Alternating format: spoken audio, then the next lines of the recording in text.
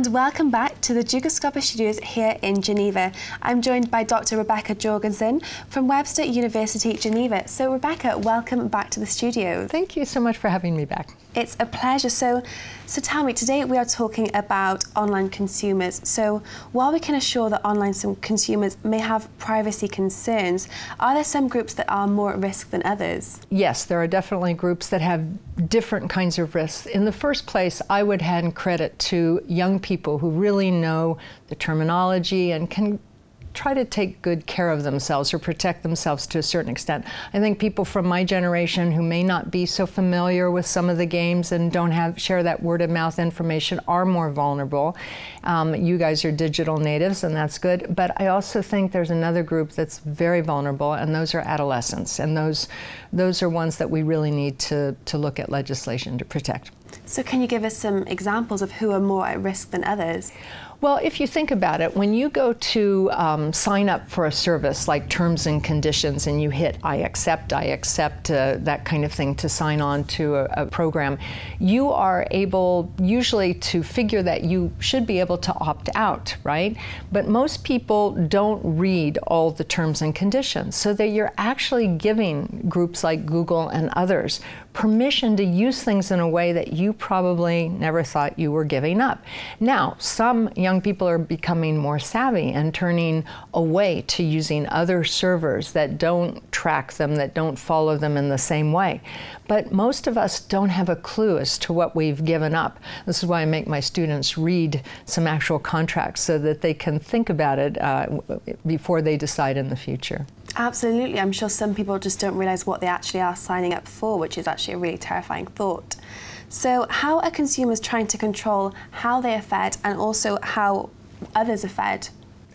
Well, there's about 5 different areas that I've identified that are really important. The first is taking legal action, whether you're in a group or not, and starting to challenge some of these business practices. Because after all, these contracts would not be acceptable in most businesses. You have a right to review, you have a right to understand the terms, but it's been done, it developed so quickly that people never really caught up with it, but now they're starting to catch up with it. So that's number one.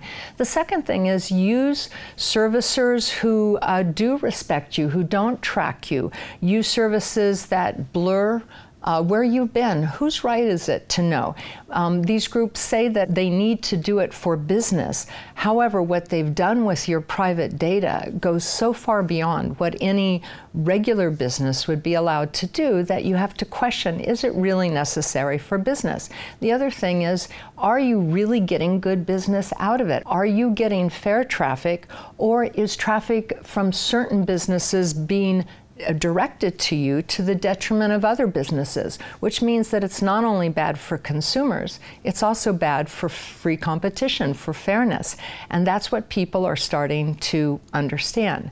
At a certain point, there's also encryption, and there's technical tools and a number of different elements that are being developed. But at a certain point, public dissatisfaction is very important. If you find a blog where people are discussing this, so we can have public literacy about what's going on, it's the best way to get groups to change their policies. And who is affected by consumer privacy, and what kind of internet aspects? We've got Facebook on the back here, is kind of the biggest platform in regards to giving away personal and maybe information. I think people have been often surprised with Facebook in particular at how quickly the terms and conditions under which they thought they were joining could change. Because actually, if you read the small print, it says, I have the right to change this anytime I want. And people are so incensed about it now that Mark Zuckerberg offered to give internet protocol to use Facebook to provide internet services for numerous underdeveloped countries globally. And many of them joined a joint letter saying, we would rather not have internet services if they are tied to giving away our privacy and having the surveillance which Facebook has done with its members. I mean, nothing is protected forever on either Google or Facebook. These things are stored and can be resurrected. I think that's one thing young people don't realize, is that you do something on Facebook, you might as well do it in the middle of a public street, and just imagine that somebody took a picture and it will be kind of circulating for the rest of your life. Rotating around absolutely well, Rebekah. Thank you so much for coming in and giving your insight today. Thank you for having me. Well, that's all that we have time for today, but for all the latest Dukascopy updates, do keep clicking back. Goodbye for now.